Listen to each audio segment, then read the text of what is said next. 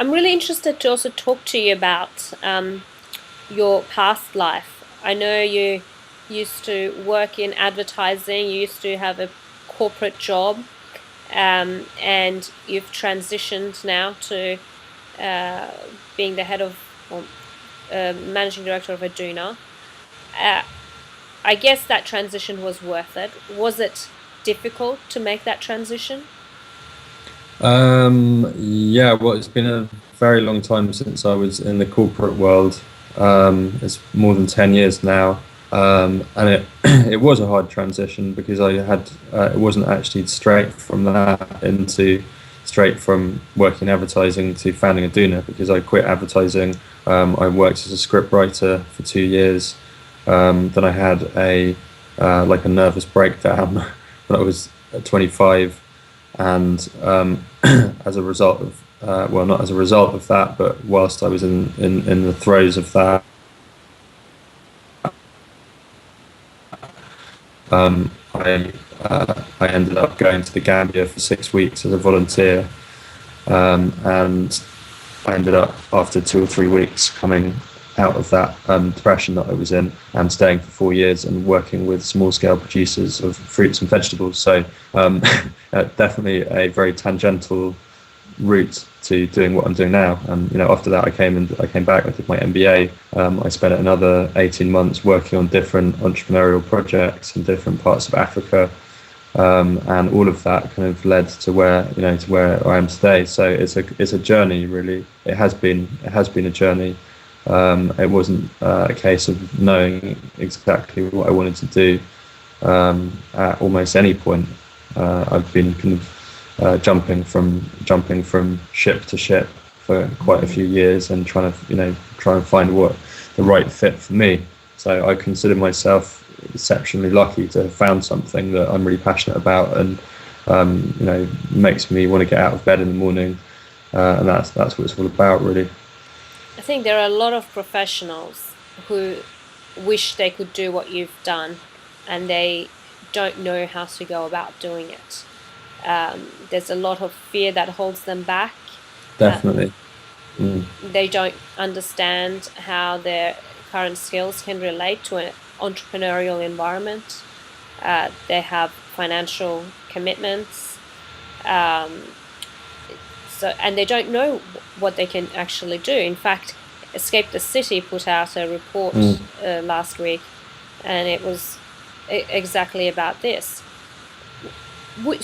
I mean, would you recommend people to take a trip? You know, maybe not to the Gambia, but somewhere else to get a bit of perspective, or um, what do you think is the first step? What made you step out and say, I'm going to become a scriptwriter today, and then I'll go to the Gambia? Um, well, I mean, I was really lucky because I didn't want to go. I didn't want to go to the Gambia because I wasn't interested. Because I got to the point that I was actually clinically depressed. So I think I would try and avoid that if I was advising other people. Although in a way it was the best thing that ever happened to me. It was, it certainly didn't feel like it at the time. So really, I think it's a case of recognizing if you're in a job or a career or a life that makes you unhappy, then you need to recognize that and then create a possibility that does inspire you around your future, and then take actions consistent with that possibility becoming a reality. Mhm. So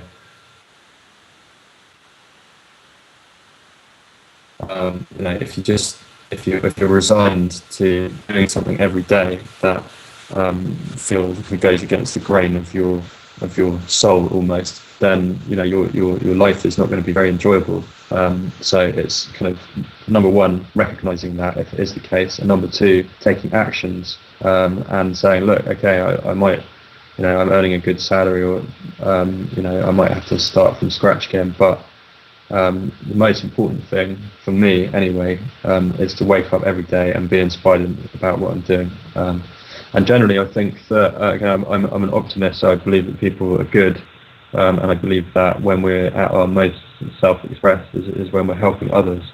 So I think when people are doing work where it doesn't have any dimension of helping others, they may find that it's not that satisfying, despite they may be earning good money, because there's a part of them that does want to contribute, and if they feed that part of them that wants to contribute, then they'll find it very fulfilling. So maybe there's a way of starting, by helping out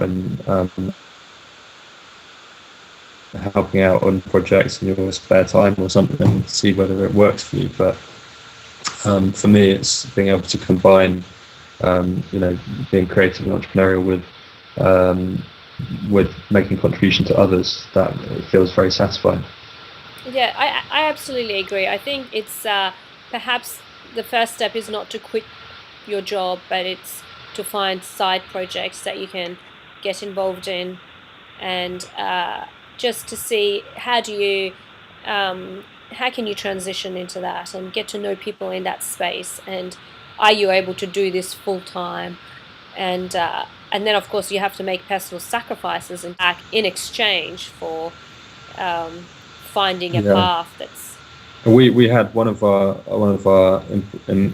current employees who, in the recruitment process, she was offered another job that was a lot higher paid, and we talked about it, um, and she's got a family, and I asked her what does she think would be more important to her children, her salary or her happiness, and so you she said, definitely wanted to hire her.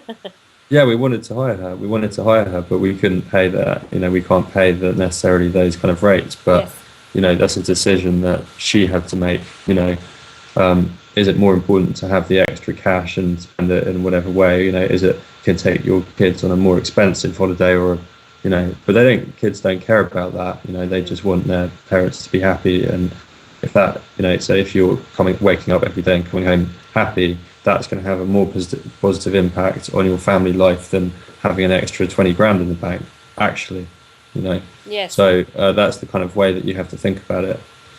Wow. I think that's really inspiring, and probably a really good note to leave it on for everyone to think about. So, well, thank you very, very much for making the time, Yeah, um, yeah. and sharing all that wisdom with us. And Thank you for inviting me.